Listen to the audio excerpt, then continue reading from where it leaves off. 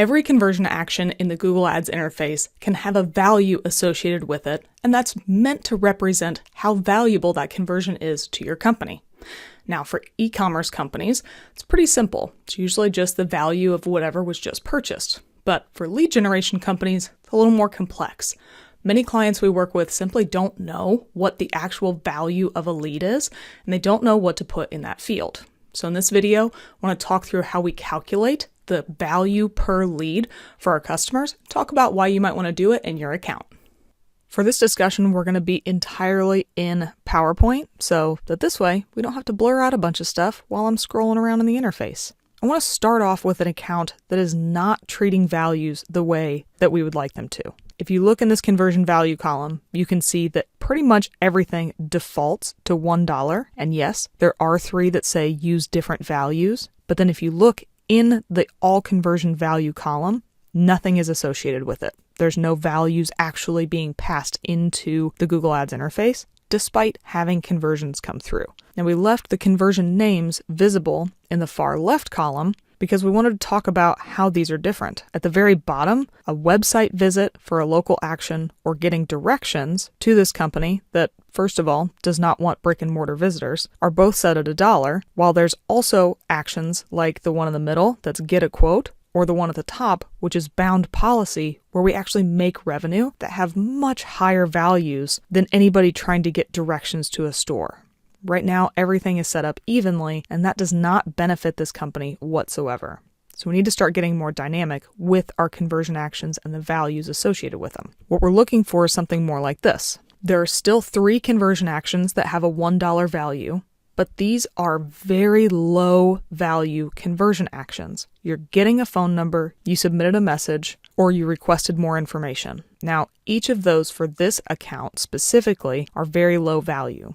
What starts to add value is when somebody fills out the lead form or when they actually make a purchase. So we have the associated revenue with those actions based on how they impact the business overall. Now, the biggest challenge we see to this is that most people will come to us and say, all that sounds great, but I don't know what the value of a lead is. And this is a very common hurdle to not know how valuable a lead is to you. You might know how much a customer is, but a lead could be a little bit elusive, especially since not all leads are good leads. But the good news is that there's some math we can do for that. And that's what we're going to do for the remainder of this video. We need to take our buyer funnel from the lead stage down to customer and understand all of the different stages and what the rates are when somebody goes from one stage to the next. This is going to be the foundational information that we use, how we determine the value for each of the different conversion actions we have for our company. Now for this video, I'm going to be talking about lead to customer, but lead is a very generic term. Think in some instances that this lead could be a white paper download, whereas for other conversion actions you have in your account, it could be a contact us form or a request demo form. The math on this will work for all of the different conversion actions that you have, but for each of them, you likely have a different conversion funnel to look at. With the white paper, you might need to have somebody come back multiple times before they get to that request demo form, and that's okay. When you're calculating these numbers, just keep in mind that each conversion action is probably going to be different, and they may have more or less stages of the buyer funnel, depending on how far down that journey that conversion action ends up being. So let's start to get into some actual numbers. For this fictitious account that we're going to go through, let's say a customer is worth $10,000. Now, this is already a point of contention because some people will say our customers are worth all different amounts of revenue depending on the services they opt into, the products they purchase, so on and so forth. And that's great. If you have a very simple business that has the same revenue for every customer, this number will be easy. If you have a variable business where, like I just said, the revenue for each customer is different, come up with an average value that you can use just to get started. This does not have to be perfect. We're just trying to get some information fed back into Google so that we can optimize based on value, not just volume. For this number, you could come up with the average lifetime value of a customer. You could use the average value of a customer in the first year. You could use the average initial contract size, come up with a number there. Whatever works best for your business, just come up with an average customer value that you think makes sense. But now to make our way to see what the value of a lead is and what we'll be adding as the value to our conversion action, we need to start to understand what each of the different stages are. And the first is going to be, what is the value of an opportunity? We're effectively going to reverse engineer our way all the way back up to lead. But to figure out how valuable an opportunity is, we need to know some other numbers. We need to understand the conversion rate from opportunity to customer. How often do our opportunities turn into customers? For this example, let's just say that we have 50 customers in this time frame that we're looking at, and there were 100 opportunities. That gives us a 50% customer conversion rate from opportunity. So for that, let's plug that into our system here.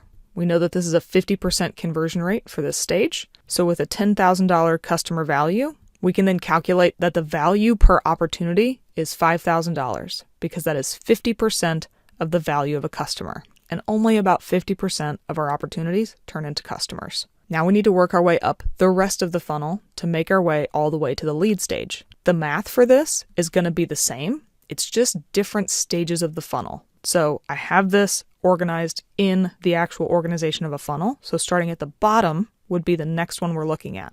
How many opportunities were generated out of our number of sales qualified leads? Moving up the funnel, how many sales qualified leads did we get from marketing qualified leads? And all the way at the top, how many marketing qualified leads, or MQLs, did we get from the total number of leads?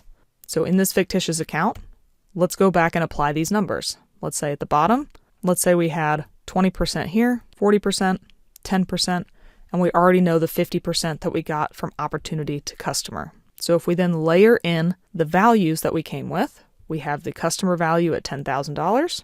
We already know the value for opportunity is $5,000. Now we can calculate with a 10% conversion rate that the value of an SQL is $500. With a 40% conversion rate, the value of an MQL is $200. And at a 20% conversion rate, the value of a lead should be $40 for this specific conversion action for this company in this account. That's what we would add into the value for that specific conversion.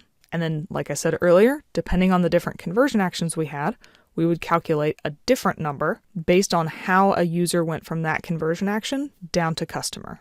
The biggest benefit to this is that it gives you lots of options later on, and more data is always better. My favorite example of this is to show an experiment that we did with target CPA versus target ROAS bidding in an account that does now have values associated with the leads. The base campaign in this scenario had target CPA bidding in place, and as you can see in the cost per conversion column, it had a $2.55 cost per conversion.